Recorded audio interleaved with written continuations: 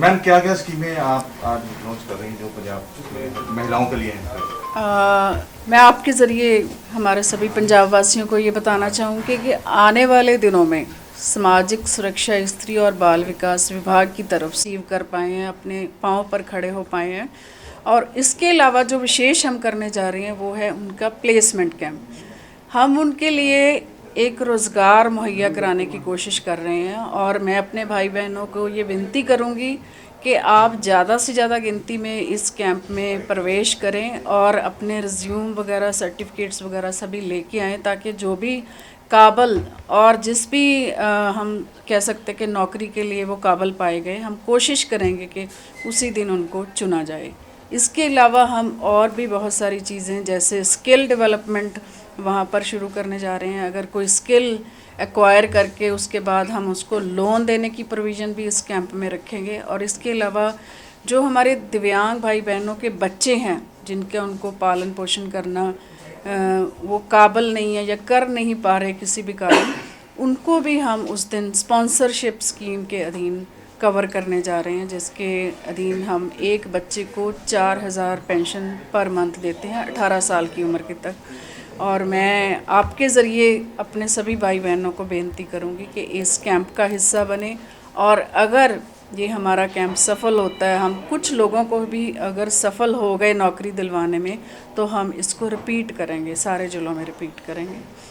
और दूसरा जो हम 2 दिसंबर को वुमेन रिलेटेड कैंप लगाने जा रहे हैं, उसमें हमने मेन चीज़ जो रखी है वो औरतों की सेहत को लेके, औरतों की सुरक्षा को लेके और औरतों की रोज़गार को लेकर इस कैंप में हमने इंक्लूड किया है। हमने बेसिकली जो औरतें कैंसर से ग्रस्त होती हैं उनकी सुरक्षा के लिए cancer screening camp, oral cervical and breast cancer को हमने टारगेट करने के लिए उसका पूरा स्क्रीनिंग कैंप।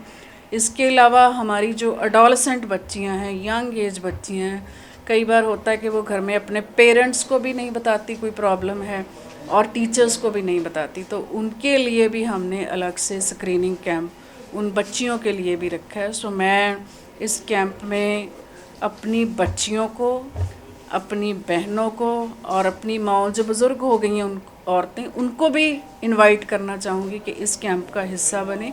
सिर्फ रिप्रोडक्टिव हेल्थ ही नहीं बल्कि और भी जो प्रॉब्लम्स हैं हेल्थ के रिलेटेड, जैसे हार्ट की प्रॉब्लम आ गई, जनरल चेकअप, बीपी, शुगर, ये सारा हम पूरी तरह से स्क्रीनिंग करेंगे। और इसके अलावा प्लेसमेंट कैंप भी इसका हिस्सा रहेगा। और मैं अपनी बच्चियों को ये विनती करूँगी कि इस कैंप में वो भी अपने सर्टिफिकेट, रिज्यूम्स लेके आएँ। हम कोशिश करेंगे कि मैक्सिमम बच्चियों को हम उस दिन किसी न किसी रोज़गार की तरफ बढ़ता हुआ देखें। और इसके अलावा स्किल डेवलपमेंट भी इसका हिस्सा रहेगा। और जितनी भी बच्चियां कोई अचीवर रही हैं, हम उनको भी इस दिन ऑनर करने जा रहे हैं। और ये कैंप्स भी हम हर ज़िले में हर रोज़ लगेगा, 2 से शुरू होके हर ज़िले में हर रोज़ पूरे पंजाब को हम इस कैंप्स के कवर करने जा रहे हैं। मैम एक लुधियाना कॉलेज में जो घटना हुई है उसको भी आप ले रही, कुछ जो इंसिडेंट हुआ लड़की के साथ?